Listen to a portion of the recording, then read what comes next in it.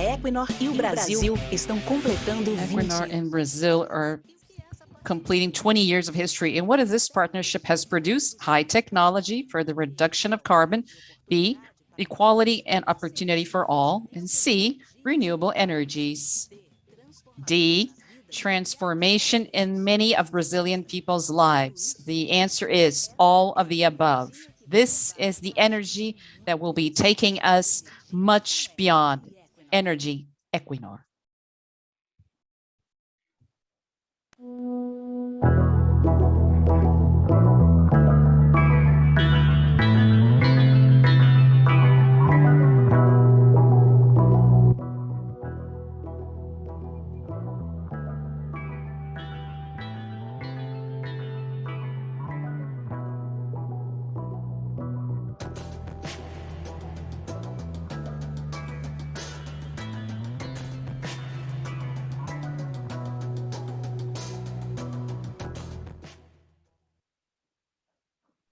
Boa tarde a todos. Good afternoon, everybody.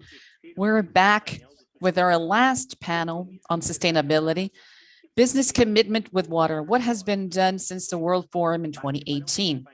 The participants of this panel will be Teresa Vernales, CEO of BRK Ambiental, Thais Gervásio, strategic leader for water at Ecolab in Latin America, Stella Goldenstein, country coordinator of the World Bank Group, and as moderator, I pass the floor to Rosane Santos, Corporative Director in Sustainability, in Water Sustainability and Sanitation. Good afternoon, everybody. Welcome to another panel on the Sustainable Congress by CBDS in partnership with so many other companies regarding this whole context of the Brazilian business commitment. It's an honor to be a moderator on this panel, and I hope we can make this more of a chat, really. An exchange of perceptions, practices, experiences for the sustainable development in our country.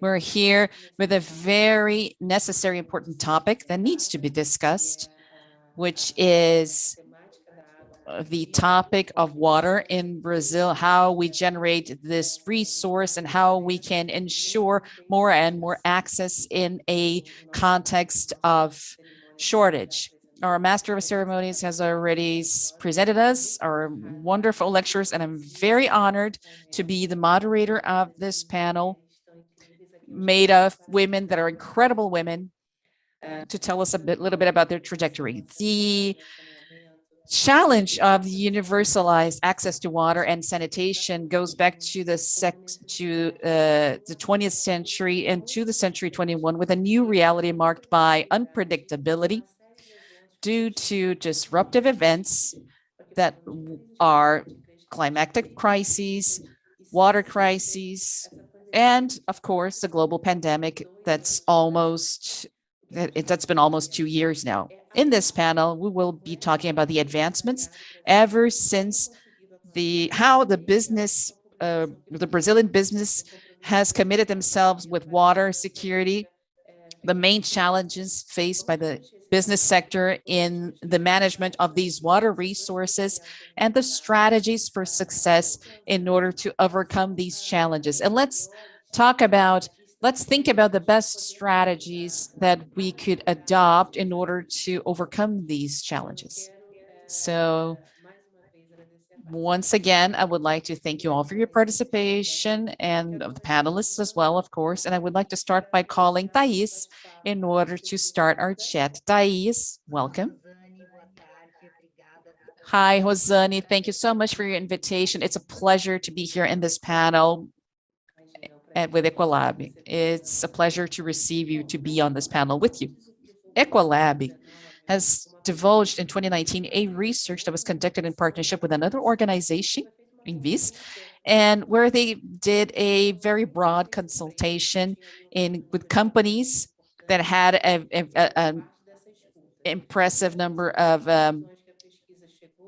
and one of the main solutions is there a sense of urgency in order to treat this water shortage that we're facing right now. I think water shortage has already been perceived as a business risk. However, on the other hand, what the research has also shown is that most companies still have no goals, no plans, and truly don't know how to deal with this topic and how to reduce, for example, their water use, being that it's a scarce resource. And we are living today we are going through a water shortage crisis in our company. And so my question for you is, what is lacking in effectiveness? What do we in fact have to do? And what are the extractions that you're able to get from the research in order to be more applicable in practice? Like you said, Rosane, Brazilian companies and worldwide are going through a pressure in order to reduce the use of water because of the scarcity of it. And with these prolonged droughts that we've been seeing and we've been facing, we can see impacts already in Brazilian economy in 2021, and it's probably going to be affecting our business in 2022. According to a research by the UN, a projection, the world will have a deficit of 56% of drinkable water by 2030 if nothing changes till then. So this is a huge problem for the industries because they are responsible for the consumption of more than 40% of the entire water use. This in industrial economies or in development such as ours. And like you said, Rosane, we've been seeing that most large companies, they may even have established goals, globally speaking, at a corporate level in order to reduce the consumption of water. There is a intention, there is a awareness, a concern, but I think what's lacking is actually making this become a reality. For example, and that's how Equalab, I think, can help out in some ways. And I'll be talking about this. One of the ways is that recently Equalab has launched a version of a tool called Smart Water Navigator. It is a tool, online tool, totally free, and companies can use it in order to do some calculations and elect which locations are more vulnerable and susceptible to the scarcity of water, and in terms of water economy and what it can bring a gain in cost and productivity and even in reputation.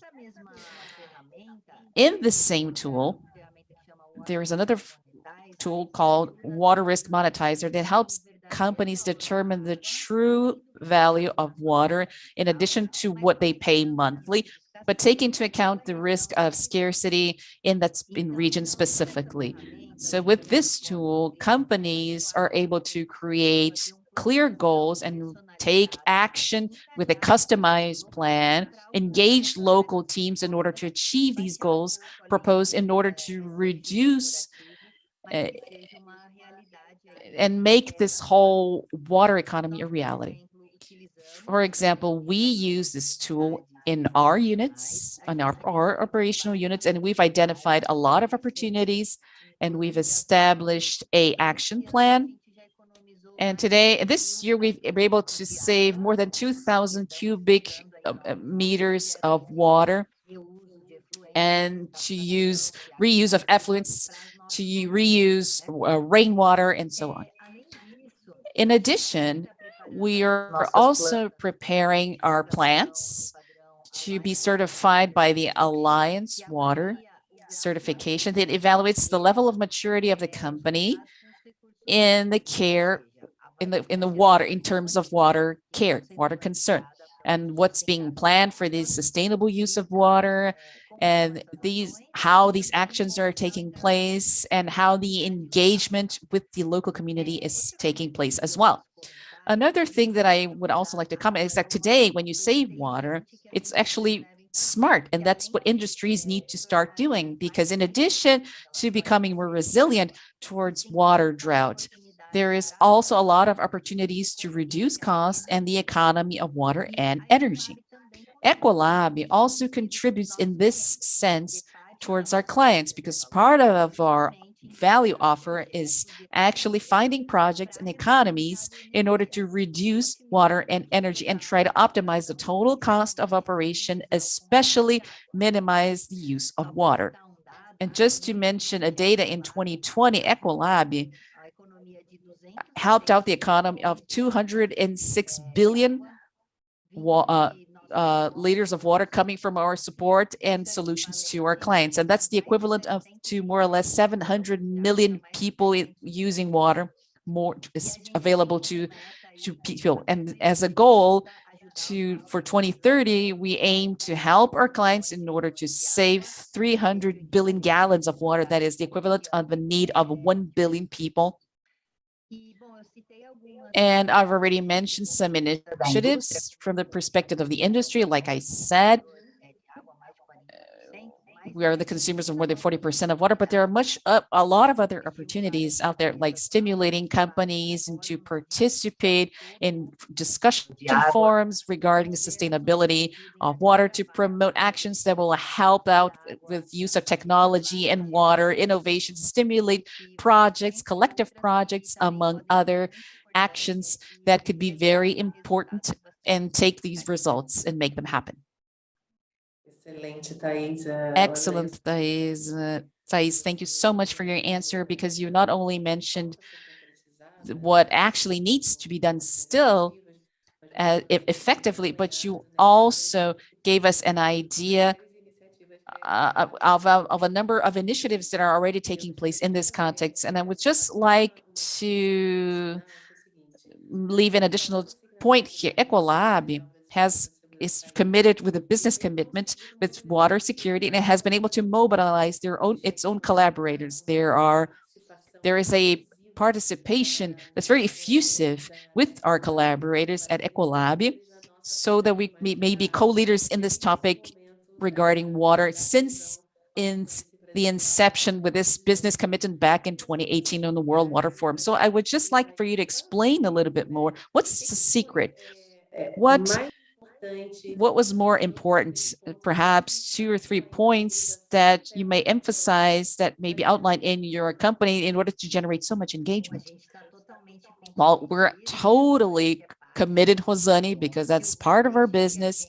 But since we actually started becoming part of it, we elaborated work groups for every one of these pillars, and then we do the follow-up every semester of the evolution of these actions.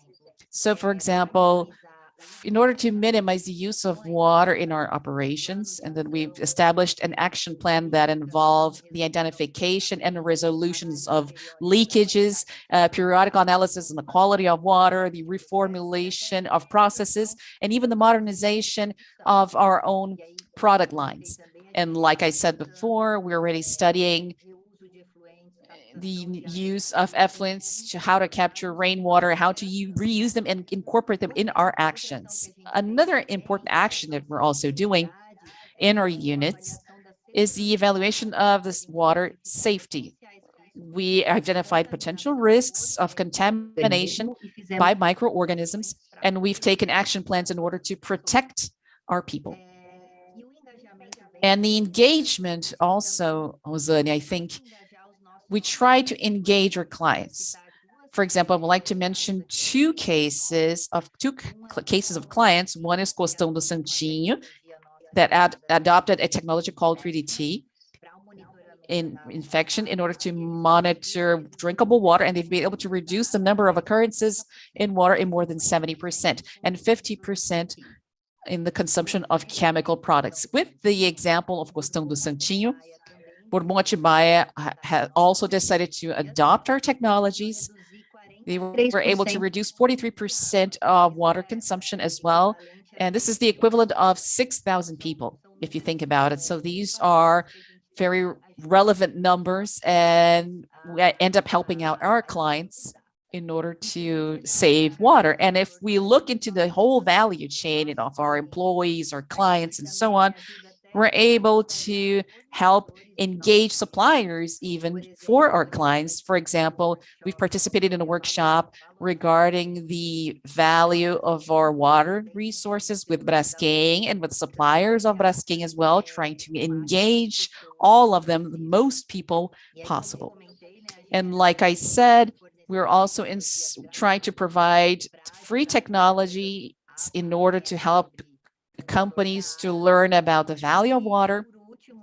And last but not least, I think we're also trying to establish partnerships in order to support the use of water in a rational and sustainable way. An example of this is water resilience with Alicia, an initiative of the program CEO Water Mondays from the UN Global Pact.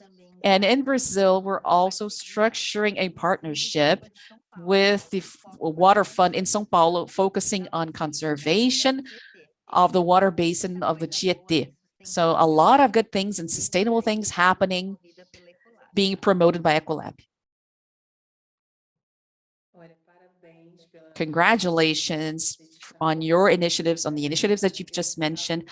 I would like to emphasize two things that called out my attention in your speech. We was making free technology available to help promote these practices and share knowledge, not only restricted to a certain group, but we can share knowledge this way with everyone, because the problem, I think everyone is a part of the problem. We all have to work together to solve it, and also to make more and more partnerships to involve the business community. I think the business community especially needs to work hand in hand with us in order to try to revert this problem that's already affecting all of us. Thank you so much once again for your participation, Thais. It's a pleasure. It's a pleasure to be talking on behalf of Ecolab. We'll be back soon to finish the panel, okay? And my second lecturer is Stella Goldstein. Stella, I would like for you to come into our virtual stage here. You're welcome. She is the country coordinator of the World Bank. Good afternoon. Good afternoon, Rosane. It's awesome to be here with you, with this group of people who are so much engaged. This is just formidable. We really need more people like that. Thank you so much for the invitation. We thank you. Thank you for your presence. And so let's start by asking you a direct question, let's say. You and the people who are following us right now, they'll understand that the whole provocation is about what we've done, what didn't work out, what actually worked out, and what actually needs to be done. And so when we take the perspective of the 2050 CEBEDES with a lot of hands working together and looking into the future and looking forward, and to think about what are the things that I can actually start doing right now. And from this, we understood that there's a construction, and of course, there's a whole pandemic thing that actually delayed a lot of things, but brought a lot of things to light, a lot of data that we already actually knew that existed, but we weren't so much aware of it. I'm talking about the fact that more than half of the Brazilian population has no access to basic sanitation. Approximately 17% have no access to drinkable water. And of course, this is aggravated in the context of the pandemic and of course in the water shortage crisis. And in this sense, in this narrative, taking into account the perspective of 2050, what do you think, what do you perceive as needed to be done in concrete terms in order to universalize the whole basic sanitation of water in 2050? Well, it's an excellent question, but it's not simple. It's actually very complex. Everyone who's here, they're actually in search. They've been in search of that answer for many years now and trying to develop good answers to that. But the question gives us the possibility to discuss these very straight relationships and the environmental issues that we have at hand. These three spheres are actually very much connected, and we're not going to be able to solve anything isolated. They are interdependent, actually, and the access to water and to sanitation depends directly on economic and financial issues. We have to be able to make these investments happen that are necessary, and most of them are actually been identified already. But at the same time, the environmental crisis that has been aggravated, it's nothing new. We need to gain the capacity to protect these water basins that we depend on, these water sources, the quality and the availability destroyed over time. And we need to start offering more safety, security for fuel. And we need to universalize all of this. But at the same time, we need to ensure distribution of income. Without that, the investments have no tangibility because otherwise they will be always dependent on subsidies, and this is not sustainable. It could be sustainable for a while, but it's not going to go far. In addition to the taxes, the social inequality aspect, which is a mark of our country, affects sanitation heavily because this inequality, social inequality, has a sort of a stamp on our territory, let's say in our peripheries, in our favelas, in our slums, where they've started growing without planning, where it's very difficult to find sanitation and drinkable water. It's very difficult to maintain these sources.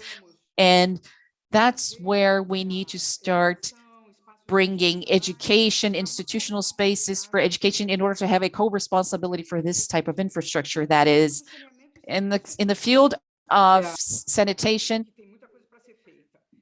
which has a lot to be done, obviously, but also in regards to the topics that you talked about, social, environmental, economic aspects, we need to work on that as well and reduce our inequalities strongly, because actually our capacity as a society in order to manage this immense complexity is actually being put to the test right now.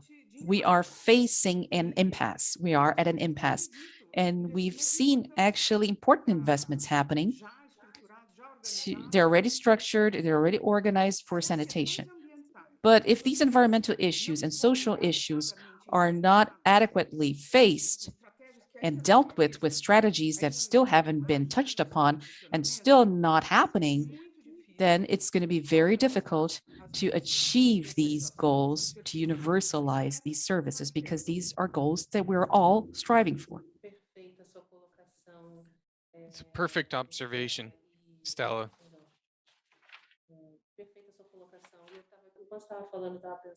And as you were speaking, I was thinking the following. I've been in the sanitation sector for only about a year, and the conclusion that I've come to is that the Brazilian population as a whole doesn't have access to the information to understand the logic behind sanitation, strictly speaking, or in practical terms, but it was one of the sectors that has the greatest possibility for social changes that we need. And once these social changes can become positive impacts, conservation of water resources and hydro resources, and social and environmental conservation that we need to improve in Brazil. And as you were talking, I was starting to make connections on how we see that the access to sanitation is solved by taxes, but it goes beyond that. It's access to income, distribution of wealth, and generating jobs, and uh, and get this to the people in low income population. So it's all interconnected. Sustainable movement and ESG, and naturally you're moving all the links in the chain and ensure that this chain works properly. So thank you very much for your talk. And I was also hoping that you would be able to explain a few of the actions more in the context of the water resources group. It's very clear that the goal is to help countries to, reduce the gap between supply and demand for water by 2030, and we have a population, a huge population that needs access to water, and a supply that's increasingly scarce. So what's the the proposal for the group, for society, by 2030? But what if we shortened, what if it were 2020, and the next 9 years? Let's talk about results. Tell me about the results. What have you seen that's been relevant? And how do you understand that the water resources group can help the business environment in order to achieve results, more expressive results and goals. First of all, it's important to mention that Water Resources Group is actually 20 to 30 resources group, because that's when we talk about goals set by the UN. It's an entity that's attached to the World Bank and the IFC and the IFC. So it's a branch of the World Bank that finances the private sector. And the mission, the goal of this group that I coordinate in Brazil is to articulate the public and the private sectors for us to work together and think of what the topics and the issues are, so that we have not found solutions yet, but it's not us that have to find the solutions, but we propose discussions and common discussions, and so the topics that we work on are defined collectively by our partners. We bring the suppliers of water, but also companies that use water in their process, so that we can all think together about on solutions, but also identifying concrete actions and goals, because today, in addition to financial issues, we have legal issues, legislative issues, an institutional model, a business model that still makes investment in the sector very slow and risky. So for each of the topics that we chose, we established an internal dialogue between the partners so that we could identify good solutions. And then we took those solutions to the group, to the government when it's has to do with the public sector and depends on the public sector, and to propose solutions. This has shown good results. We've been able to move forward. So it's a dialogue, it's an open discussion, and it's a mutual understanding in order to find common solutions for these specific problems.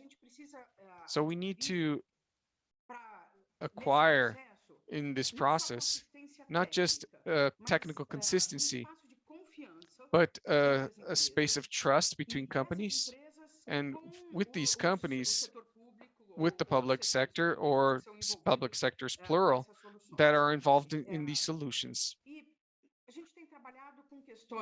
And we've been working with issues, as an example, is water reuse.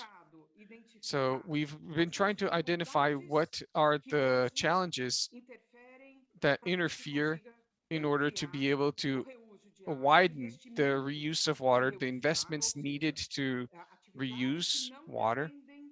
So activities that don't require drinkable water, and start to use treated effluents that are left over, that come from wastewater treatment plants, from public supply chains, in order to minimize the critical and save water for public supply, which is the priority, ethically speaking, socially speaking, from any point of view. So we've seen that we have legislative hurdles that need to be overcome.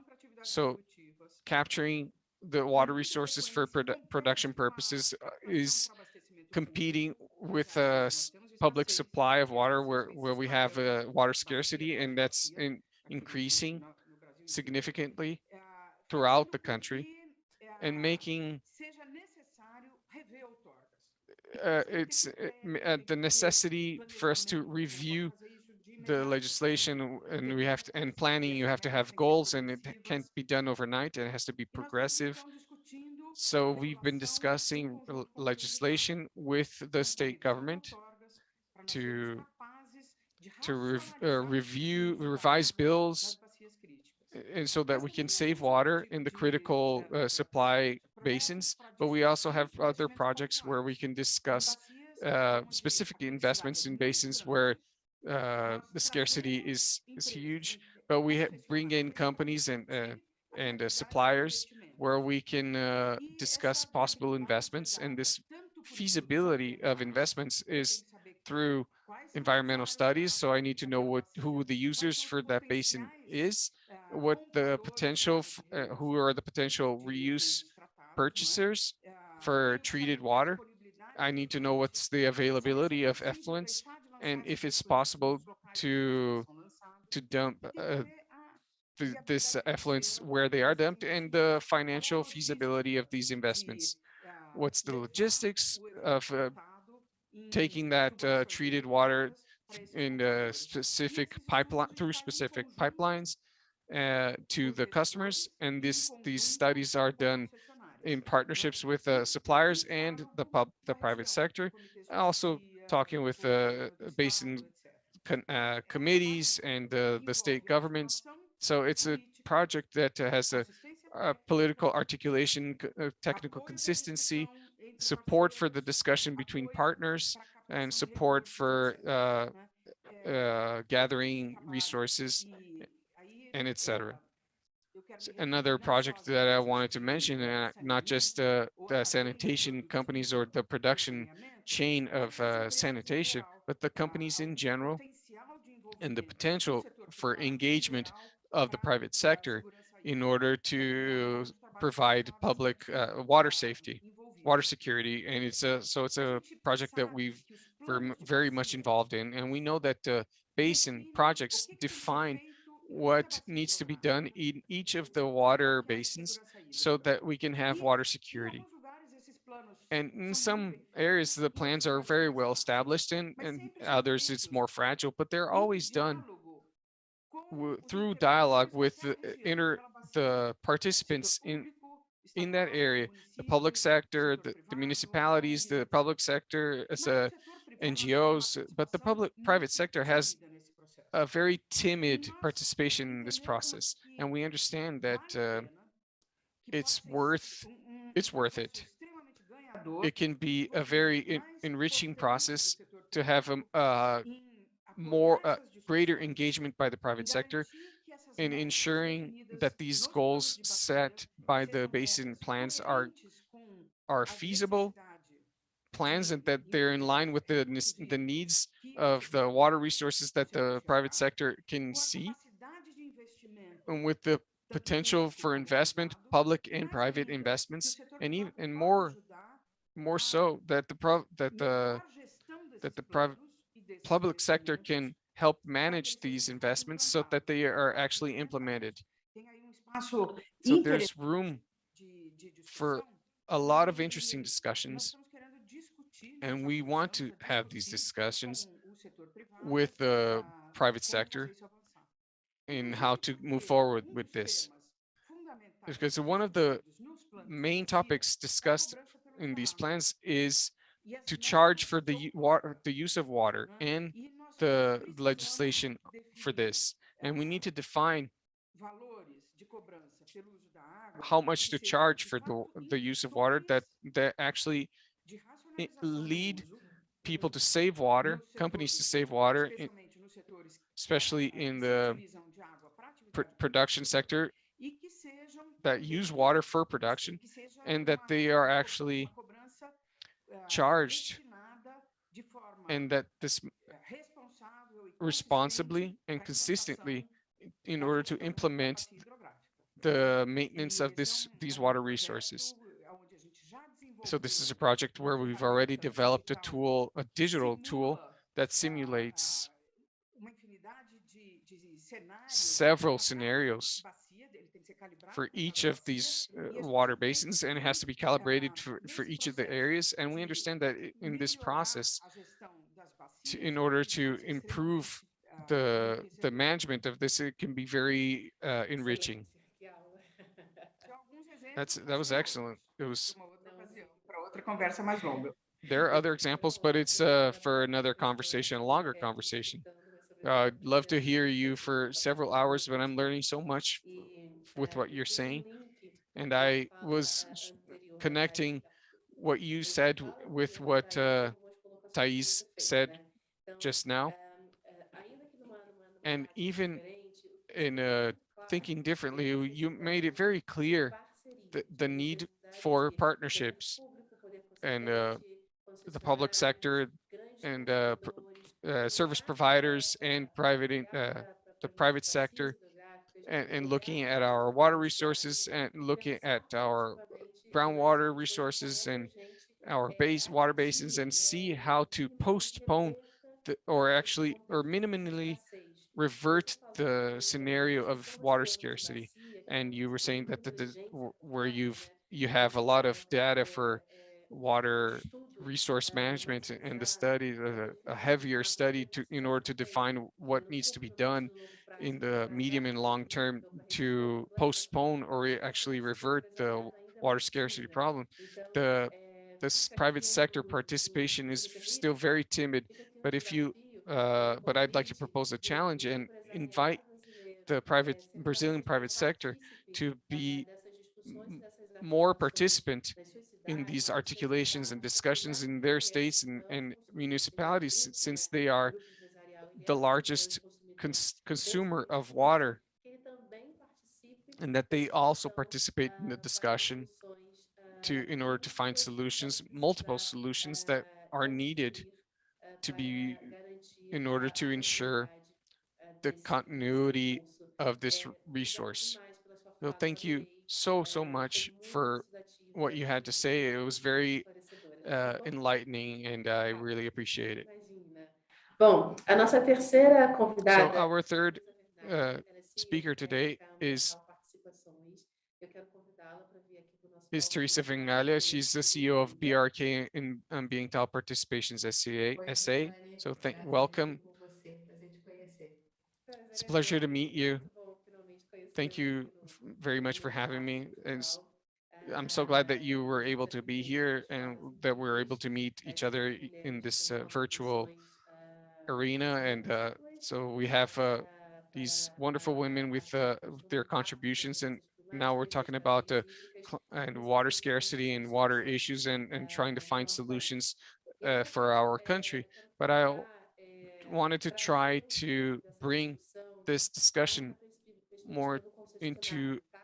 the E aí eu vou convidar um service estudo que é providers, feito pelo Instituto water Prata service Brasil. providers. So a Para quem não study sabe, o Instituto conducted Prata by Brasil é uma das maiores autoridades Instituto para Prata Brasil. discussão do saneamento no It's one of Brasil, the em que leading authorities tem in uma this análise muito in these profunda studies, sobre had as a very questões de deep analysis investimentos, né? in the terms of investments, Traçando uma linha de drawing a 4 a 8 line for a anos, timeline a for gente percebeu 4 years que back. os We investimentos anuais understood that annual para tratamento de investments água e for para water saneamento treatment de esgoto, and eles estavam em queda. black water No collection momento atual, was in o que decline, revela and it now reveals uma virada, né, dessa curva, porque a gente está justamente no a momento 180 in de this muitos curve, because investimentos we sendo are seeing a levantados lot of para investments in the ampliar private o sector acesso rápido ao saneamento in urbano e order rural. to the E public eu queria sector, que você that is explicasse um pouco para a gente esse for water movimento treatment aí and de water reversão. resources. And I wanted A gente to, vinha de um cenário de if you queda e could agora a gente está explain numa tendência how de this happened. aumento And de so investimentos we've anuais em seen água e the meio ambiente. increase of Pode investments. fazer, por So favor? could you explain that to us, Sim. please? Bom, Rosane, mais uma vez, obrigada So pela thank you once convidação, again. prazer estar It's a aqui com você, pleasure to be Thaís, here, and a com a pleasure to meet Estela, you, and também to a be with Estela Stella and que Thais, that participa are do setor de uh, saneamento, a Estela. authorities in their Bom, field. como você bem colocou, Rosane, And a as gente está you por um mentioned, momento de transição. we are undergoing O a que a gente transition period, conhecia do saneamento, and pelo what menos we a knew perspectiva of daqui, sanitation and não what será mais válido, perspectives válido were porque a gente está construindo are a outdated from what reprovação we're do building marco through the regulatório. Até legislative mark. 2019, So by se nós 2019, pegarmos todos if os we took all the investimentos feitos investments em done infraestrutura for no in país infrastructure no ano in the de country 2019, for 2019, quase 70% do almost valor 70% of foram the amount destinados was a dois setores que já têm seus used in serviços two sectors that universalizados, already que é have their energia e universalized telecomunicações. services, which is O energy and saneamento telecommunications, já and conta sanitation, com which 100 milhões by de then, brasileiros with sem 100 acesso, million por people exemplo, à without saneamento access to sanitário, um, 35 milhões sem acesso à água, sewage, and fora a perda de 35 água million nas without operações access to de drinking distribuição, water, e aqui a gente está falando de without, Rio Grande do and that's not Sul, even mentioning the mas failure in quase the metade distribution de tudo aquilo que a gente network that we podia have. distribuir where we lose almost half of what we produce is very sad to see. So in a sector that's such a need, with an increase in 10% of investments, and that's the relevance of the legislative mark that was approved by Congress in July of last year, so a little over a year. And from then on, we've seen 7 auctions, or seven, and we are already have new bills, and for the next few years in the regions that were uh, where we had tender bids. And so a new investment, a volume investment that the country needs by 2033 to universalize water supplies. We might reach 2040, but so we have here an opportunity for real change from this new legislation that makes the and the entrance of private investors that are able to invest in this department. And so a country, more than 90% of the water services and water treatment are provided by state-owned or yeah, state-owned companies. And we know that the government, whether it be municipal or state or federal, have, so the private sector is part of the solution, but the private sector will enter as long as there is a stable legislation, because these investments are long-term investments. So the concessions are 35 years. So anywhere between 30 and 35. So several administrations go through this period. So I'm very optimistic with this, even if still tentative with what we have ahead of us. And what Estela said very well, the topics that needs to be addressed from the opportunity of this new legislative mark are still huge. We still have a lot to cover. But it's a fact that it has started. We've already done the starting shot, and we need to revert the scenario for a country that is the 10th largest economy in the world that's implementing 5G. And when we're talking about renewable energy, and we have kids in our largest centers, urban centers, with open sewage. So we have a very positive outlook, and we know that there's a lot that needs to be done. But I see the success of the recent auctions, and show that we're on the right path. And if we keep on the path, in the next 10 years, sanitation will have an entirely different look. And I might stop that I will hopefully not have to repeat the same statistics of people that don't have access to water and sanitation resources. I mean, of course, the numbers are going down. We are moving forward, and that's what matters.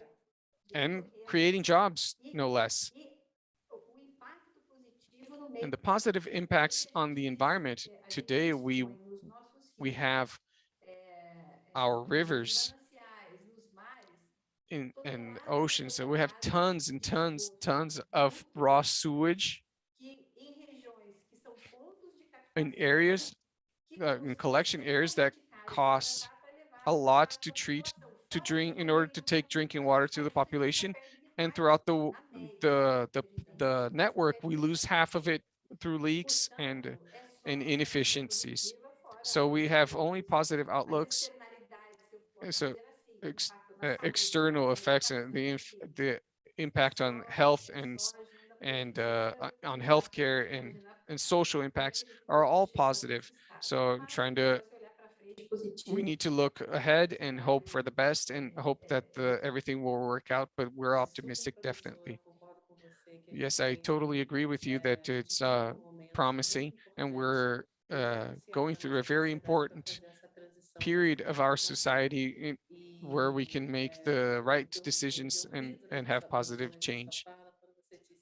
But I'm thinking, I like what you said that you don't want to start your speeches and your presentations with the same statistics that half the population still doesn't have access to sewage treatment, or X amount of people don't have access to drinking water. This is embarrassing, but we need uh, this data, and we need to expand this access and take a lot of our population from uh, profound poverty and diseases and lack of basic resources and access to basic possibility of sustaining life.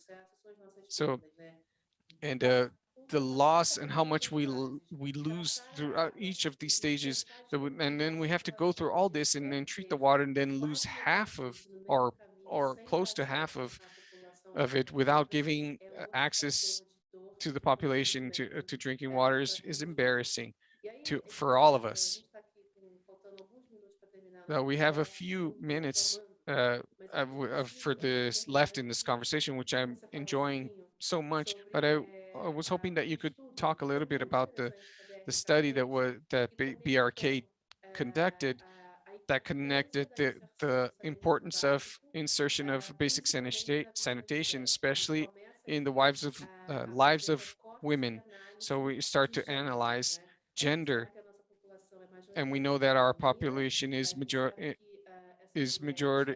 uh, female, and we know that a lot of these women are still in vulnerable conditions, and we know that making basic sanitation available to these women is a possibility of lifting them out of poverty.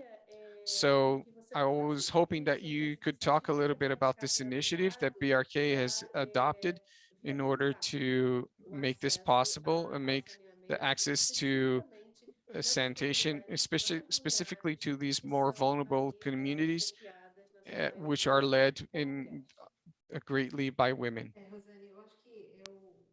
Well, Zani, I think that my professional trajectory has always been in the infrastructure sector, telecommunications, energy, and now more recently in sanitation. And when I look in perspective, I have no doubts, either because of the stage or the nature of this infrastructure, but it's the one that has a more significant impact and immediate impact in people's lives, especially in the more needy communities. And they're more needy for this type of infrastructure as well. And what you mentioned was a research that we conducted actually in order to have an analysis of sanitation in the life of the Brazilian woman.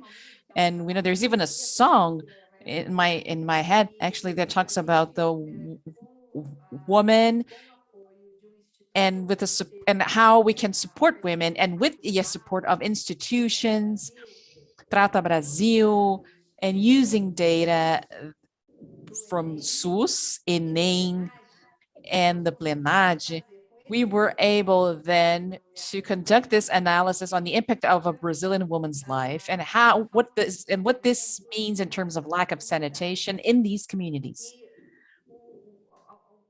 And some of the things, I think perhaps we knew that intuitively, it may seem obvious, but we were able to conclude with facts and data. The Black and indigenous Brazilian women and poor are the women that are most affected by the lack of sanitation. Women who have no access to sanitation have their grades at ending 25% better than the ones that actually have access to sanitation. So you can see that there's actually a cycle, a vicious cycle where that woman is not able to leave that reality of hers because she's the one who stops and then goes and takes her kids to the public medical institution because his kid is going through some kind of problem, has diarrhea because there is no sanitation. And so the kids have diarrhea. They have to go to the public medical institution. And she's the one actually who has to miss work to take her kids to the doctor. And her time is actually ends up restricted. And the opportunities that she could have had if she had a scholarship from the government, perhaps through a path through inning in order to have access to better studies and better income, it's practically unfeasible. So this research was very important actually regarding this perspective. And based on that, we were able to create a number of programs to generate more income, and among them, the the capacitation of women as refugees, as plumbers, and they're then hired in our operations later on. We have a program that capacitates um, women to become pilots for refugee women from Venezuela and Brazilian women as well. They were capacitated as plumbers, and part of them we were able to resolve this documentation issue as well in part. And part of these women are actually working in our operation in Alagoas, which was our first licitation and BRK 1. We were already operating there and we were hiring these women. Another initiative was a partnership with water.org, which is already broadening together with Santander, which is microcredit so that families can connect to these sewer networks. Stella said that we need to face the reality that although some families have access to infrastructure, sometimes they are not able to pay for that infrastructure. And in part, that payment is the investment that the supplier would use in order to go through that person's house, but also an investment in improving the bathroom, the kitchen, for that network that's actually going through her house, and to have resources for that. So together with water.org, we conducted this project, and a bank dedicated for credits for low-income people in Maranhão. And now we are expanding towards all of Brazil, and with Santander, who is supporting us in this initiative, so that we're able to scale this at a national level and enable people to have a better income, a better credit to have access to these infrastructure, and to have these families connect themselves. Perhaps they may even have a business of their own. That would be a market capital. And I know that our time is short, so I won't be extending myself, but there are a lot of initiatives such as these at a national level that are of great importance, that are scalable, so that we can review and take a look at these families and enable them to have access to these services, and that they're also able to pay for these services. And that's Stella's point at the end of the day. Perfect. Stella mentioned the topic of access to sanitation in various types of fronts. One of them was the taxes as well. And then we started talking about connections and how we enable all of this. Girls, I'm going to call you girls, okay? I loved our chat. It was just incredible. I think that I'm going to try to consolidate all of your points, and I hope I'm loyal to the points that were made. I'm going to summarize, but what are our conclusions? I think there are, yes, some solutions, and these solutions need to be shared so we can massify and broaden the entire discussion around the need to combat water shortage. So everything that involves the reuse, consciousness, awareness, new technologies, we need the support of important technologies in this. With perhaps more restricted investment, but we still need technologies. It's important to share all of this knowledge, like Thais mentioned when she brought a lot of initiatives undertaken by Ecolab. Stella She, just like Thais, she also talked a lot about collective efforts, and I call them collective discussions for the solution of a problem that is already ours, that's happening. And we need to understand that on contrary of what we believed 5, 10 years ago, it's something that's actually real. It's happening right now. It's affecting our reality, our lives, either in the direct use of, and you hear things already happening regarding restrictions of and other measures in order to cut down the use of water, and also business solutions as well, in the sense of working with the reuse of water, work better with the infrastructure that they have and the resources that they have.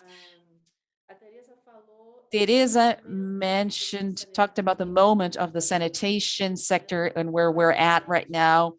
And it's an ascending curve in terms of investment. We've had a period of time which was pretty dark, and then we are having some supports. There's a new horizon in the front, and which is enabling things to happen due to investments, and so they can broaden this sector. And we also talked about the impact and the arrival of sanitation and what it generates once it arrives into the peripheral communities and slums and Black and Indigenous women and minorities. We are talking about lower income people. We're talking about improving social indicators, actions, health, and all. Uma forma muito clara de demonstrar que and we want to show that there is a direct benefit in regards to sanitation, but there's also an incrementation of positive effects. I think it's like a small drop, or perhaps a coin that drops and then it echoes. So I think it produces effects. It produces positive effects, just like sanitation around society. And so I'm sorry, we need to finish up, but I would like to give Stella, Thais, and Teresa 30 seconds each so they may make a final wrap up and so we can conclude our session. Stella, do you want to start? I just want to thank you for this opportunity. I'm extremely happy to be here with you today. I think we need to multiply these circumstances where people can show what's happening and can share knowledge and technology and can tell us the path towards the future. I think there are excellent paths, there are good paths, but a lot of difficulties, a lot of challenges up ahead, but we need to find our way in order to build and make these things happen. Thank you so much for making this effort happen. Thank you, Stella. Teresa? I think her mic is I would like to thank you for this opportunity. I think that, in fact, like Stella said, it's very important for us to talk about this, to have this debate in order to see what are the biases, what we can improve, what challenges we face ahead. But I think we can't back down on this solutions. These solutions are not trivial. The difficulties are here. The opportunities are also here. And we need to try to solve the demands for these problems, the articulations, political articulations, technical awareness, and this demands focus, consistency, efforts, and persistence. So I thank you once again for this opportunity, and I would like to congratulate CBEDES for this debate. Thank you, Teresa. Thais, just finish up. Well, first of all, I would like to thank you for this invitation, to participate and to share a little bit of our actions here. And I've learned so much from this panel, so much from you. And like you said, it's very important for us to keep these discussions rolling because we need to keep developing them to the most, these issues regarding water shortage in Brazil. Perfect, guys. Thank you so much for your contributions and your participation. The challenge is set, and I think it's all on us. So good afternoon and have a great event. Thank you so much, Rosane. Thank you, everyone. Yeah, Renato, it's a great moment indeed. You see, I even put on my tie for you. Muitíssimo elegante, como sempre. You're very elegant as usual, Vitor.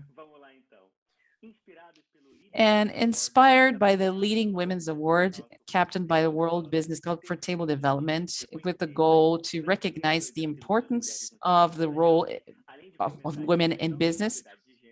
And we're talking about the inclusion, gender. So we start the ceremony, the awards ceremony of the 4th CBDS of Women's Leadership. And thank you to the judges. These are the judges.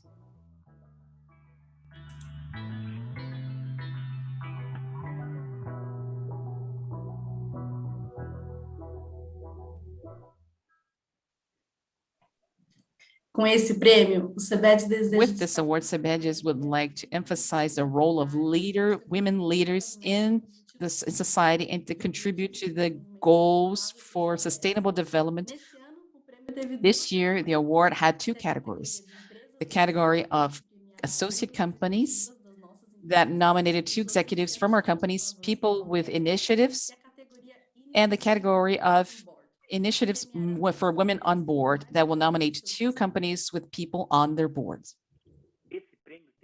This award had a judge, an independent judge composed by specialists who evaluated and analyzed 29 candidates received based on eligibility and selection. And so this is the main topic.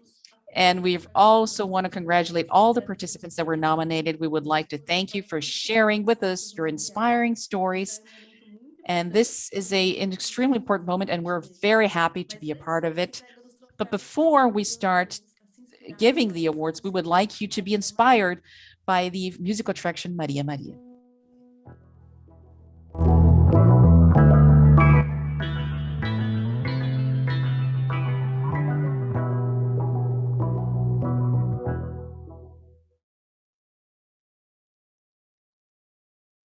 Sustainable 2021, Sustainable Congress, and the CBDS Award on Female Leadership 2021. One of the greatest potentials in life is the women who has the whole connection to the divine with her body, and what should be, but in an assumed way, it's what actually always been and what is a mother taking care of all of us, a mother in the structures of power. Then we're able to reach a more just and prosperous society. Maria Maria, Milton Nascimento and Fernando Brandt.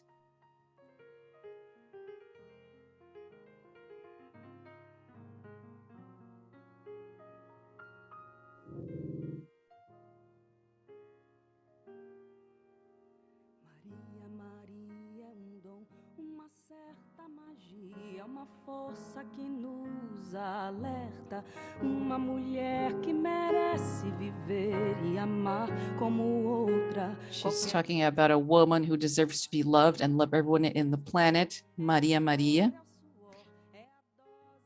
It's a woman who cares for everyone.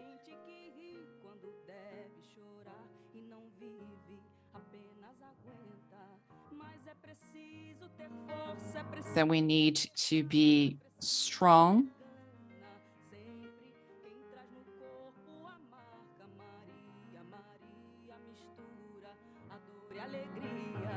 Mas é preciso ter mãe, é preciso ter graça, é preciso ter sonho. Sempre quem traz na pele essa marca possui a estranha mania de ter fé na vida.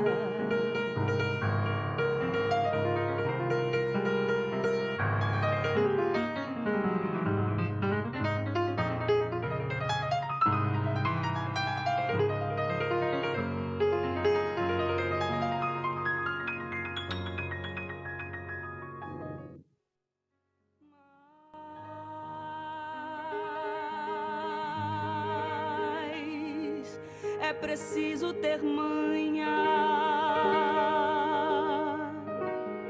é preciso ter graça,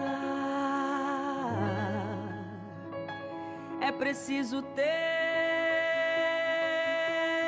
sonho sempre.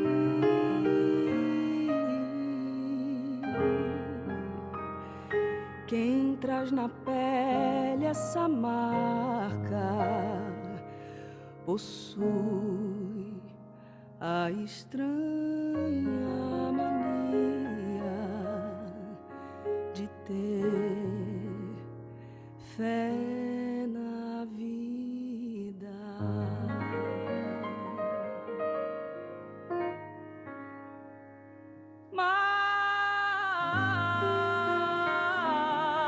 Mas é preciso ter força.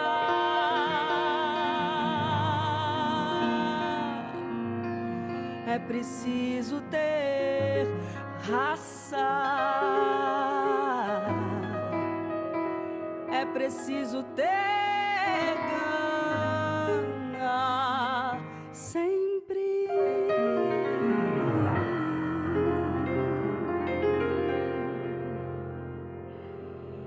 Quem traz no corpo a marca Maria, Maria, mistura a dor e a alegria.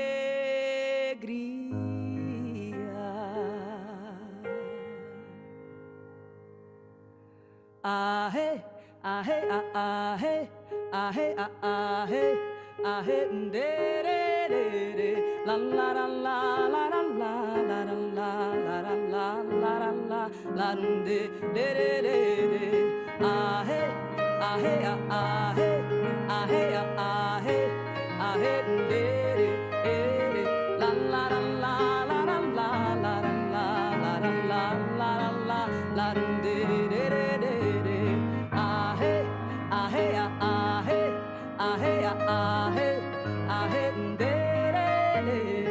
quem traz na pele essa marca possui a estranha mania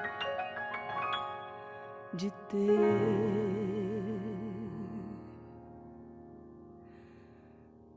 fé na vida.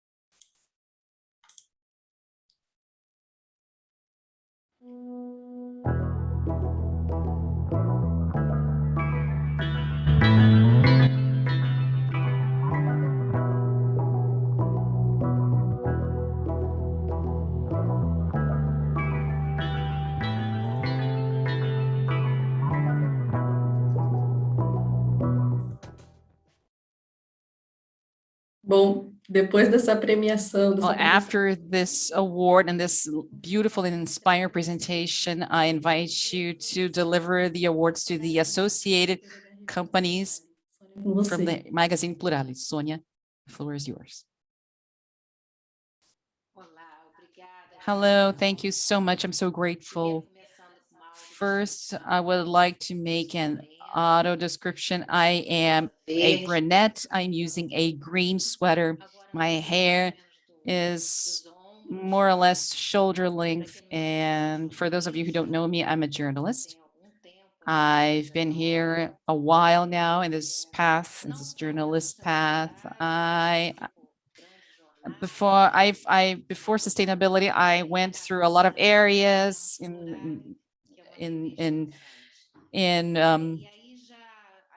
and then I created my own magazine. And then I would like to thank Sebedis for this opportunity, Lucia Scheid, my colleague here in the sustainable sector. It wasn't easy. It wasn't easy at all. There were fantastic women, incredible leaderships and relevant leaderships. And then, Marina, Just to give you an idea, I didn't know about this song. I was actually very touched by this song. My name is Maria. My name is Sonia Maria, actually. In my family, all women are called Maria. My name is Maria. My sister, my cousins, they're all called Maria. And the name speaks, and the song speaks a lot about this way that we have faith, that we have strength in life, faith in life. And I think it's very much connected to all of this. And I want to congratulate you, the team, for all of your choice. And I've been following this event since the beginning, and it's just inspiring, incredible, really. It's, you guys have made a difference. And I think the song brings this whole connection. I think with the lyrics from Milton and Fernando, I think it brings us to the current situation that we're facing with sustainability. I like saying, Lúcia, Marina, Sueli, all the team, that sustainability has a lot of the feminine side of it, of the care, of the concern, of the protection, but also our habit not only in having faith in life, like the song says, but also to try to include, to try to bring everyone into the fold. And I will go to the award, but I would just like to leave you with this message. I think we women have a challenge in sustainability, men as well, but I think women especially, we're able to advance in this, in leadership roles and council roles. And so we have a challenge that we have to try not to replicate the same conservative model, the chauvinist male model. We have to share and inspire and know that all of us together and try to strive for something better for the whole, for the society as a collective, without leaving Maria's behind. And I'm very proud. Like I told you, it wasn't an easy path, but the board of jurors here, everyone had their own opinion. And then Sebedes did a vote, and they've reached so I will announce the first winner. Let's go. Are you all excited? I know I'm excited. So good afternoon, everybody. I will present you Carla Cripa. Carla from Ambev. Congratulations, Carla. Estou aqui com meu troféu. Olha que maravilha, que coisa linda. I have here my trophy. Oh, so beautiful.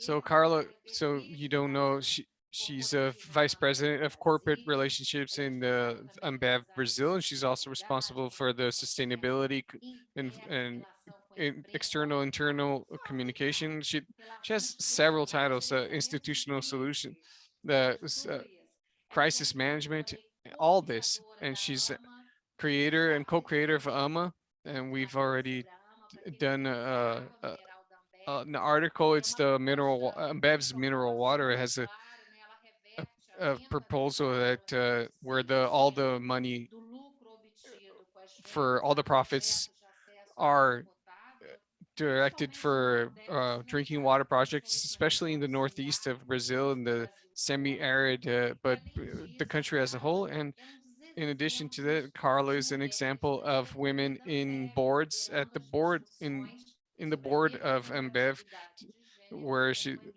she having discussions of inclusivity and gender equality in the Ambev Brazil. So welcome, Carla Cripa. Thank you very much, Sonia.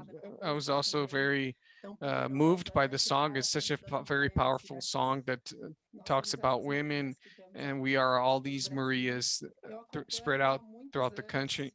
And I've been following Sebed's in all your work throughout the years, and Marina is very close to us in our sustainability projects. And I've always seen this these awards as a woman, and it's always moved me. And this year, my team entered me in this award without my knowledge, and so I was very surprised when I saw the award, and I was very pleasantly surprised.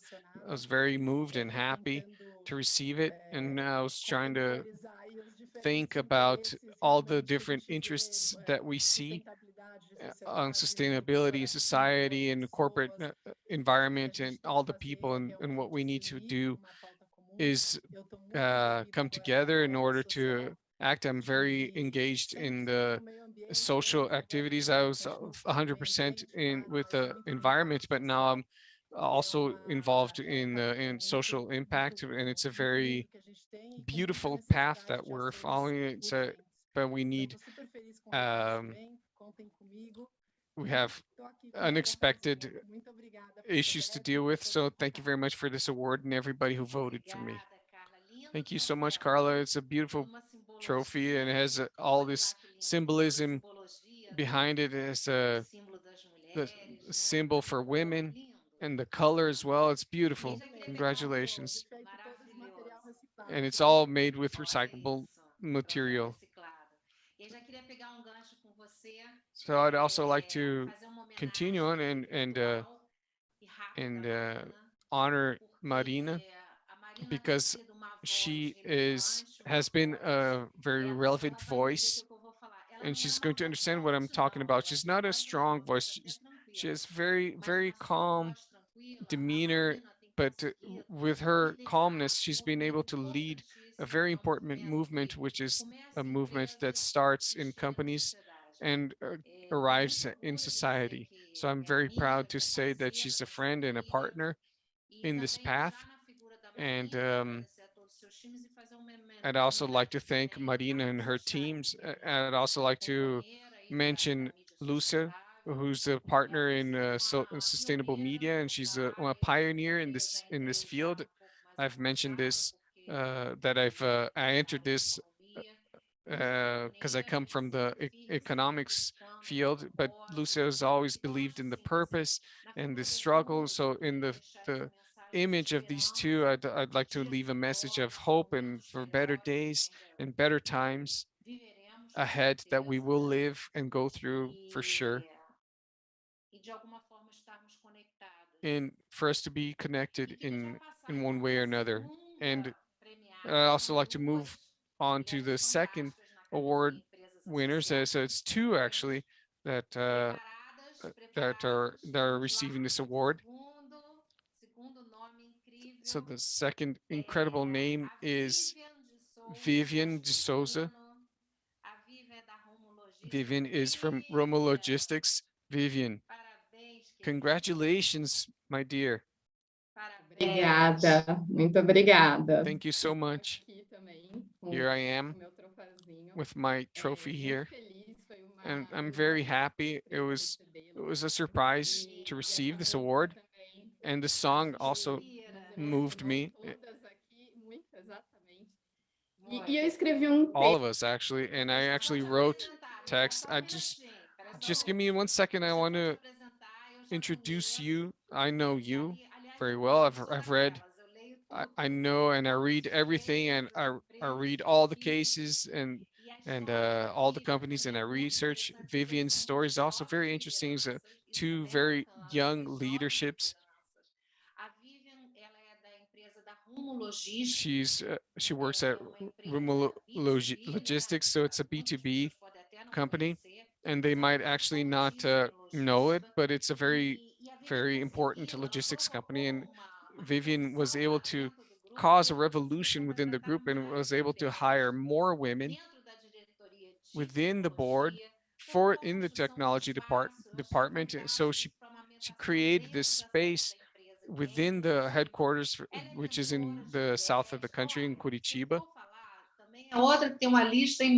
And so she also has a huge list of titles. So in the beginning, it was a team of only 2 people, and now it's over 20 working on innovation and several R&D, internal development, open development, entrepreneurship, and in addition to an area focused on data and other cultural advances in corporate environments. So you have the floor.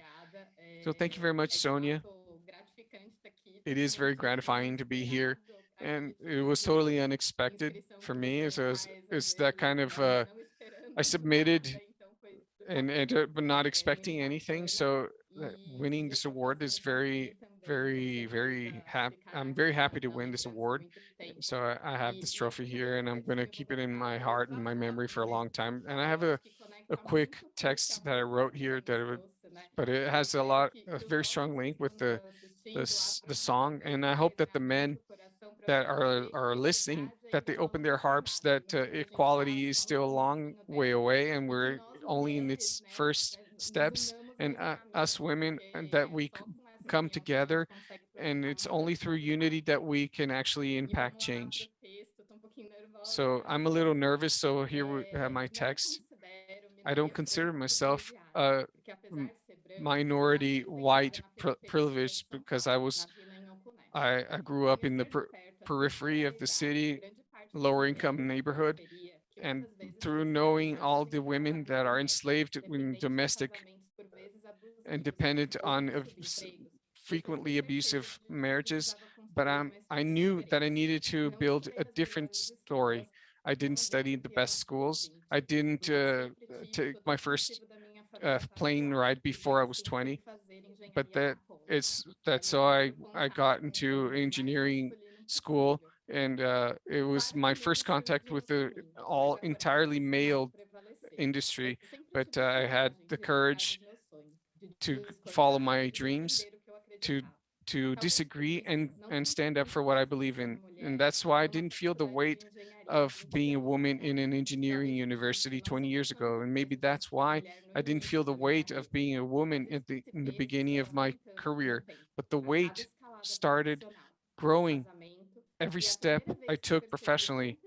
And then when I first realized how heavy it could be was when I became a mother, trying to find places to breastfeed and travel with my baby in order to, so I didn't have to interrupt my breastfeeding. The weight of getting my MBA or being called into a meeting at 7 a.m. without having daycare.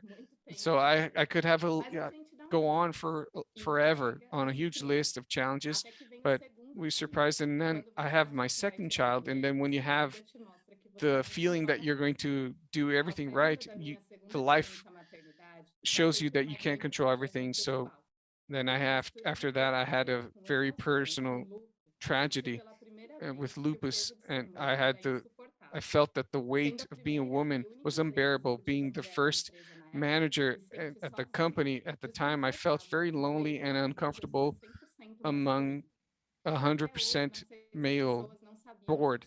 At the time, a lot of people didn't know what had happened or were also uncomfortable. And for almost 2 years, every single day was a challenge, or actually weight training, so heavy thing that everything seemed. For the first time, I almost gave up many times, but I bore the weight with the help of my family, and I only felt this, by feeling this weight in a male-dominated environment was where I found the strength to fight, to make the world a better place for women and my children. So when I feel that I'm far away from where I want to be, I see how far I've come. This is what I had to say. I hope I've been able to convey my message a little bit that comes from my heart. And I truly believe that women can be whatever they want to be. And I learned this at home when I went to engineering, and now as a mother. So count on me, and congratulations, Carla, for your path and your award. And I hope and promise to honor this award every single day. This is just the beginning. Thank you very much. Thank you, Vivian. Thank you so much. I'm going to give the floor to the masters of ceremony, but yes, we definitely have to put all these inspiring women together. I know you already have a committee, but I know that we need to have a mentoring process or a case study, because your stories are fascinating. So thank you very much, Carla. Thank you very much, and congratulations. Congratulations. And now for the awards for the women in board, I invite Lucia, the editor for Echo 21. You have the floor.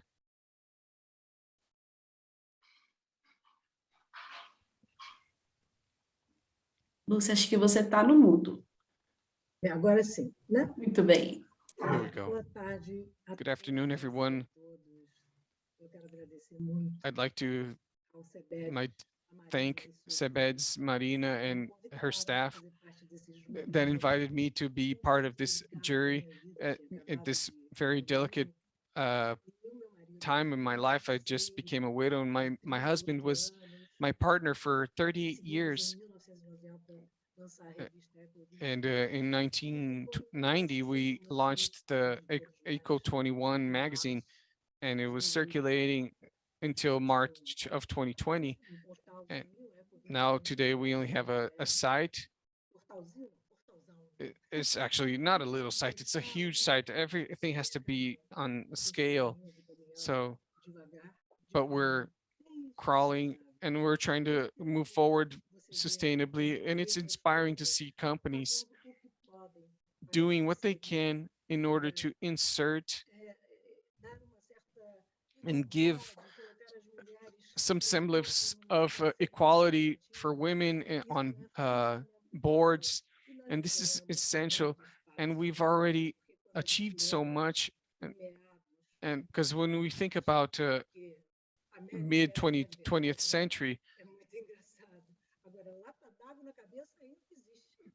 but we see how far we've come, and thinking about the song as well. So yes, we are going to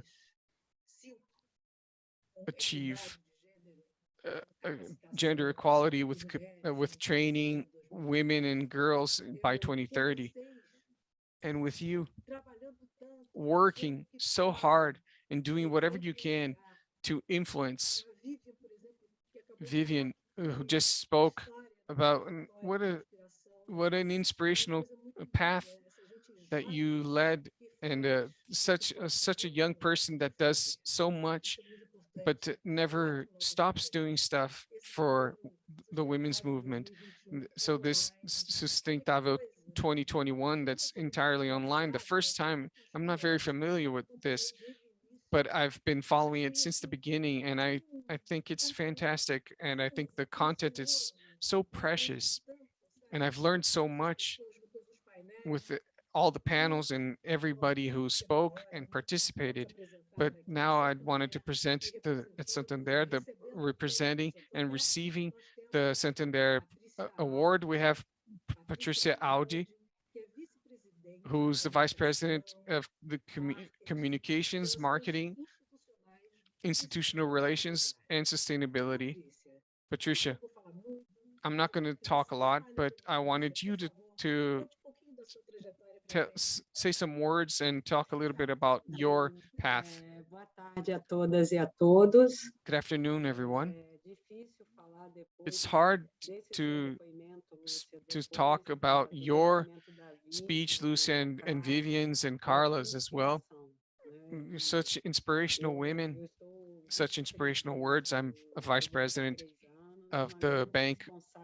I have been for 3 years, and it's a huge responsibility, especially speaking for the women that represent the bank. First of all, the song which moved all of us, and then Sonia and Vivian and Carla, and yours as well, Lucia. So, but I'm so very happy to represent 58% of the women, of the people that work at the bank, which are women.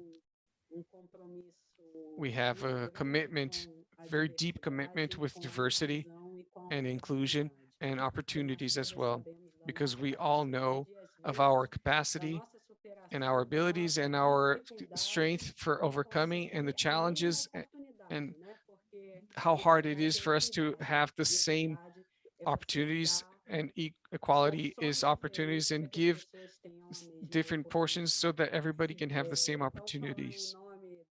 So on behalf of the thousands of women that represent the bank, and speaking of the 3 board members, which is a huge honor for me. Yes, we have 33.3 women on the board. Because of the 9 board members, 3 of them are women. And we have public commitments with equality, gender equality.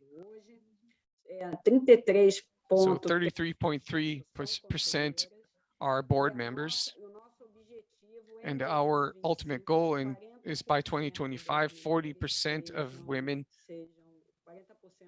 40% of the leadership positions are occupied by women.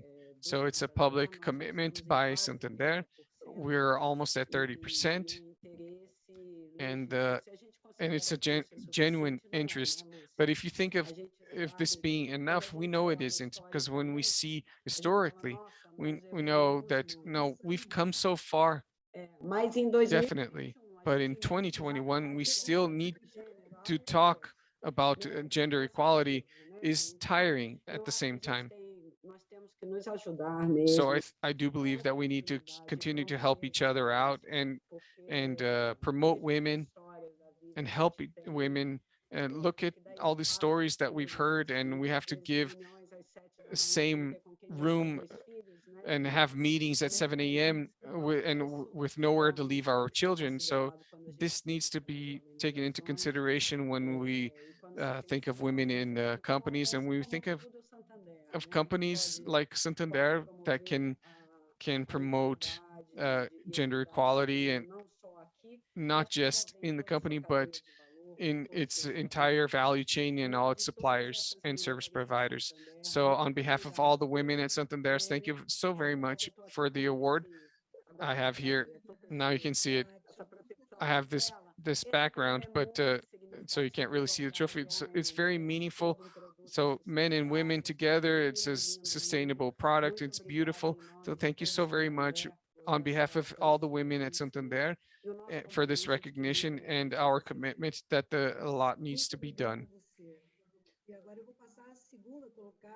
And now I'd like to give the floor over to the second, the runner-up, which is for Tozini Advogados, which is going to receive the word. Maria Elisa, I'd like you to say a few words about your path and in this society at the Tozini Law Office.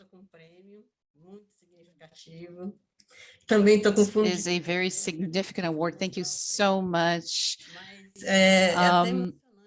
It's very emotional speaking after Sonia, Patricia, Vivian, Carla, Maria. My name is Maria as well. So once again, this name comes up again, just like the song. So I'm very emotional with all of your statements. On behalf of Tozini Freire, lawyers, we're very honored with this award because we are a legal office that we are already here for 45 years now, and we've contributed, a lot has been contributed, and we've contributed a lot to the business society as well. Our association with CEBED also has been long-standing because it has everything to do with our mission. Now, regarding the goal of the award, 20 years we've already had our office, and we already had a woman in an important role. And every 2 years we have elections.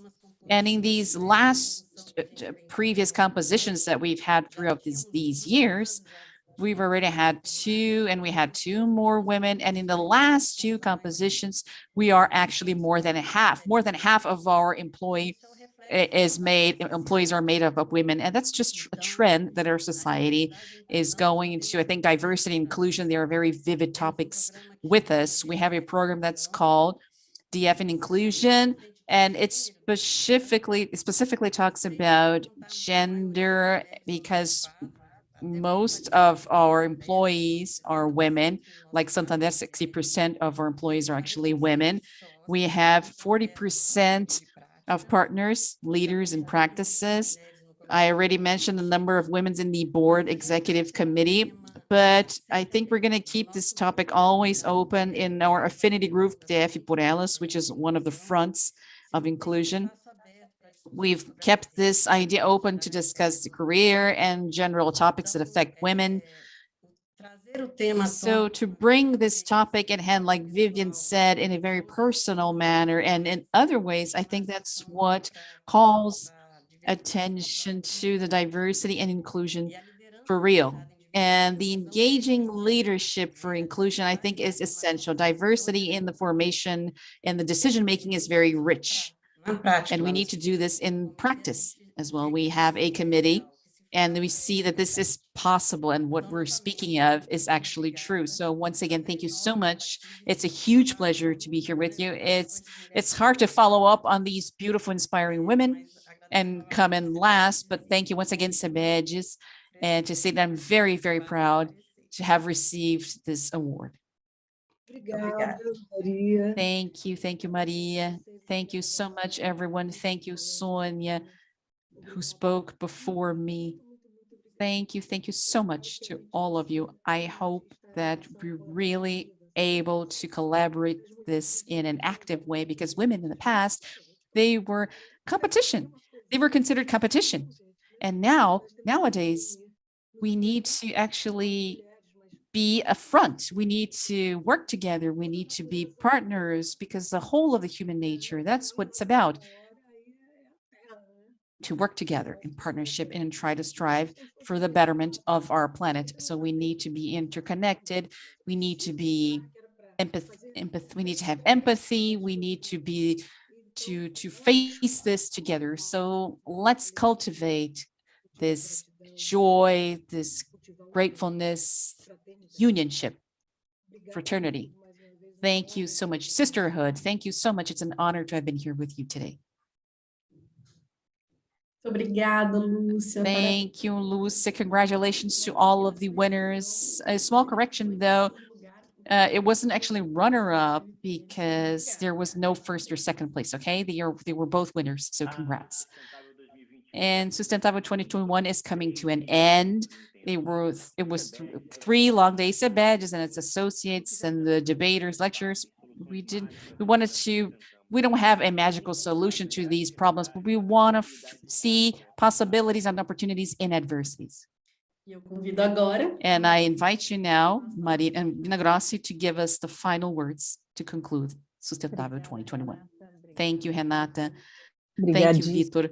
Thank you so much, Sonia, and all of our partners, Sonia, Lúcia, friends, Patricia, Carla, Maria Elisa, Vivian, who I had never met before, but I'm just very happy to have had you here. This is the 4th edition, talking about the leadership of women in the work environment. So it's very personal, I think, for Sebedges as well. Back then, I think I participated in what became actually a network for women in leadership. And we were striving for women to have positions in command, roles in command. And Sonia actually did some mentorship, and that's one of the things that we're planning to do with her, to provide mentorship, because in practice, we're already doing this a little bit, but this process we are learning a lot from it. And then these are features and characteristics of women who are so interesting. And when we used to do this in person, this award was being taken and women would go and receive the award with all of their team. So to finalize, I would like to thank you, Sustentável 2021. There's a whole team of people backstage, a fantastic team. I want to thank every and each one of you. And I would just like to make a summary in regards to the moment that we're living now. Sustentável started in 2005, and it had a single goal. And we're very much linked at the time. I was not actually in the leadership of this, but it became very popular. It became a popular topic, and we had to make everyone understand this topic. And so Sustentável has always been free. And in this edition, we were able to reach 3,000 people. There are 3,000 people watching us now. It's going to remain on YouTube if you want to access. And we want to understand what companies are doing in terms of these complex issues. Nothing is simple. These discussions that I was able to have access to, for the most part, I watched almost all of them, and they dealt with this whole decade of what we're living now. and how this needs to be accelerated. And speaking about women, which was a topic that was mentioned today, like Lucia said, this needs to be done, because if we conduct business as usual, the rhythm that we're in, the goals and the sustainable development, the equity of gender, we won't be reaching these goals. So we need to accelerate, we need to pick up the pace.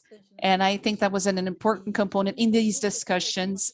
And I think one of the doubts actually that was shared, it's good that the stakeholders, the public, the laymen, students, everyone needs to understand how these things happen in practice. And more than ever, if you don't have the goals, the entire world knows about these goals in these three main discussions regarding global warming, biodiversity and such, and also regarding inequality.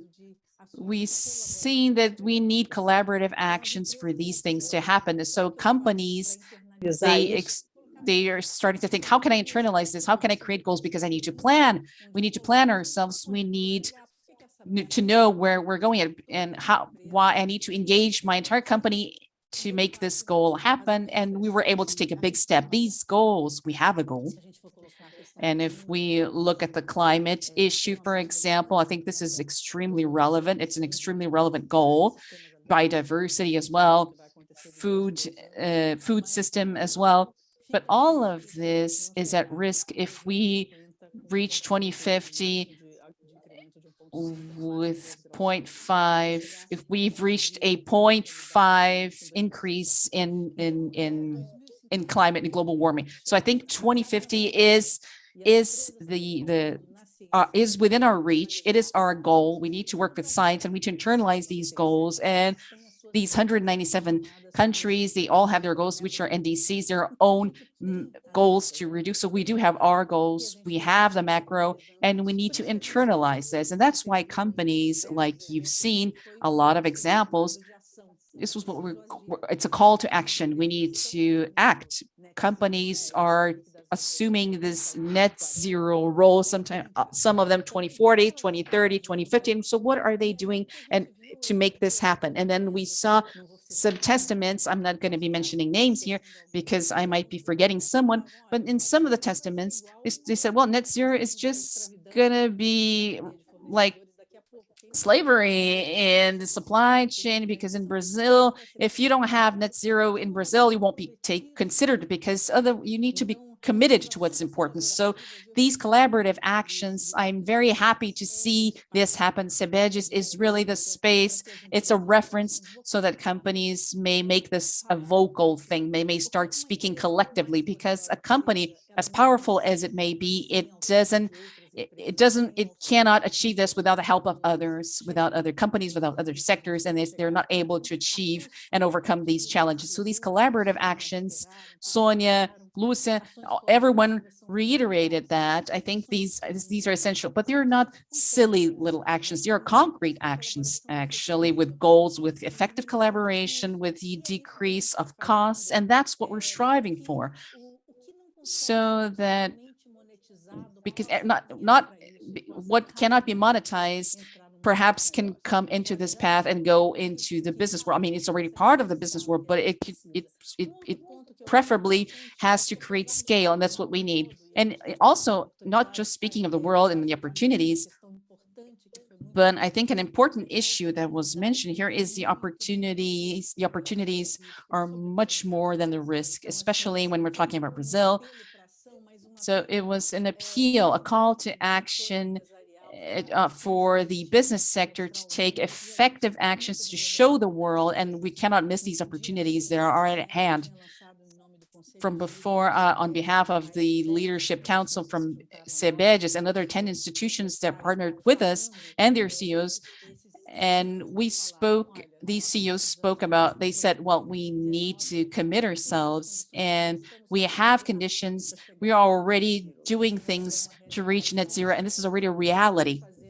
This is happening already. We are internalizing these social issues. We are evaluating, we're looking at the diversity. So everything that was actually put into with the vocalization of the business sector, we need to have an environment where all of this can happen. And I think I've seen from some CEOs and many people who are here with us, they said, well, we're trying to be humble about it and we need to talk to our stakeholders. And I think we're experiencing times, I'll just mention an example, Vale has stopped mining in Indian reservations. It's an important data that's actually happening. And what happened? Well, Vale could have continued that sort of action. It's still in Canada, for example, but here in Brazil, Vale thought that they needed to institutionalize dialogue with this community. And so that's important for business. A legal and secure environment where dialogue is important for business to go forward, and the United States will double their resources available for countries in development. So the opportunities are happening, are there. And so much so that our elephant in the room is, well, it's not legal, but Brazil, I think, is the only country that without new technology, it will reach neutrality in 2050. I think we need to be conscious about our compromise and with these companies and to take advantages of these opportunities.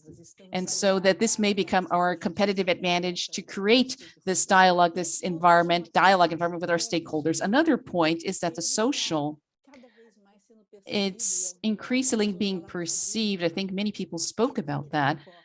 It needs to be at the core, that for this world that's still not monetized in its entirety, I think we need to capacitate people. I think we need to evolve in education. I think the point is prosperity. The social inequality, which was amplified very much so in the pandemic, I think it goes against business. It's just like what we said before. Business will not prosper in a failed society. And so business cannot prosper if these inequalities are huge. All of our greatest problems, global warming, pandemic, they do not have that wall that separates people from who has more resources, who doesn't have more resources. This is the complexity of our world. And that's why we need to understand that these transformations are systemic and they must happen. And that's why we try to have a dialogue and to cooperate. And that's why they are so important. And we are looking into various aspects in terms of capacitation, so CBEDs and all the other issues, TCSD, which is the climatic threat. The central bank has announced that it will effectively happen as per 2023, where companies at CBEDs, they've already had workshops in order to train people. And that was one of the topics that were discussed in one of the panels that we had. And the same thing, we talked about a carbon market where a lot of people spoke about it. And ever since 2017, we've been talking about this topic. Before that, we were talking about how can we do this with the Ministry of Economy and how are we going to play this game. But now it's at the legislative with PL 258. And other states are asking for CBEDs to corroborate. So we are a reference. And what we want is to collaborate, either with this capacity, this accumulated capacity of articulations between the business sector that's asking to be regulated in a topic that is crucial for its advancement. And all of these discussions about competition, the adjustments of borders. We've discussed this exhaustively since 2017, even before that, 2016, in fact, when we were talking about the internal price of carbon, and then the proposal came along. So these are important issues for capacitating CBEDs, that CBEDs has been doing this increasingly. And now in Glasgow, we will be there. We're talking about food systems and other issues that we've been following. Keep up with our websites. It's impressive the number of publications that we have on our site, a team of 20 people. They're so productive. So I thank every and each one of these people and to the whole technical team, captained by Luana, and the whole event team that involved Sueli, Renata, Vitor, Bianca, who has been following us as well, Marcelo, everyone. CBEDs has been following up on every one of you. Ricky, Nina had an important role for our advancement. in all of these points as well. So CEBEDES understands its role. These young people who are here, who are working with a purpose, who are striving to make a difference, helping out and supporting companies in partnership with CEBEDES. And then coming back from Glasgow, what we're going to do is capacitate more and more our companies so that may reach net zero. And then we'll keep strengthening our steps towards that. And what we also spoke about, it's not just about let's neutralize our impact. It's not just about that anymore. It's not about positive impact. It's about a resilient economy, a economy of care, and we have to leave a legacy. We can't leave something nefarious in society. We need to leave a legacy that can be embraced by the entire society and by the public. I thank every and each one of you once again for your presence, for these more than 3,000 people who are here, who have been here with us for these past 3 days. Thank you so much.